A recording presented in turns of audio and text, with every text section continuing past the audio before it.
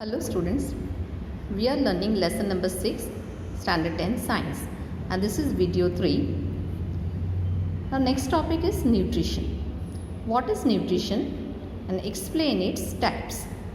Already we have seen that nutrition is the process of obtaining food to get energy from it.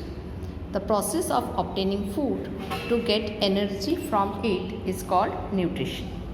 Now there are two types of nutrition, autotrophic and heterotrophic. Autotrophic nutrition means here the green plants prepare their own food by the process of photosynthesis, and this is called autotrophic nutrition.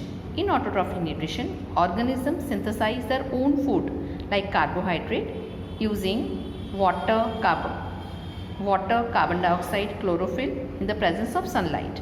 This process is known as photosynthesis. And green plants, Euglena, volvox and bacteria can photosynthesize. Euglena and volvox are the type of algae. They shows autotrophic mode of nutrition. The next mode of nutrition is heterotrophic. In heterotrophic nutrition, the organisms cannot synthesize their own food. They cannot synthesize their own food by photosynthesis. They get the energy from other organisms, that is, they get the organic matter from other organisms and derive energy from it. Examples are all animals, bacteria, some bacteria and fungi. They are heterotrophic.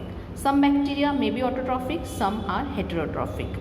Heterotrophic bacteria are called chemosynthetic bacteria. Now there are types of heterotrophic nutrition. Three types are there: saprophytic, parasitic and holozoic. Saprophytic nutrition means in this type, the organisms derive their food only from the dead and decaying organic matter. That means if any dead body is lying, then some bacteria and fungi feeds on it. And decaying organism, that means decaying part of plants and animals, they derive the food. And in this, mostly the unicellular organism, they show saprophytic nutrition. They absorb the nutrients through the body wall of the organisms. They are unicellular. So, through their body wall, through the cell membrane, the nutrients enter their body by diffusion. Then parasitic nutrition means when the organisms depends on other organism for nutrition, and when they get the food from the other organism, they always harm the other one. And the organism from which they get their food, they derive the food, they are called host. Hosts are always harmed and the guest is always benefited. For example, mosquito is a parasite. It feeds on our blood. We are harmed and they are benefited. And examples of the organism are several bacteria, fungi, plant like Cuscuta. Cuscuta takes the minerals and water from the stem of the plants. That is, an animal like tapeworm, ascaris, etc. live as parasites. They may be endoparasites or ectoparasites. They may be living inside the body of the organisms and harming them, or from outside they can harm. Now, holozoic nutrition. We human beings shows holozoic nutrition. In this type of nutrition, only some parts of the plants are eaten, parts of plants or animals, or the whole organism is taken as food.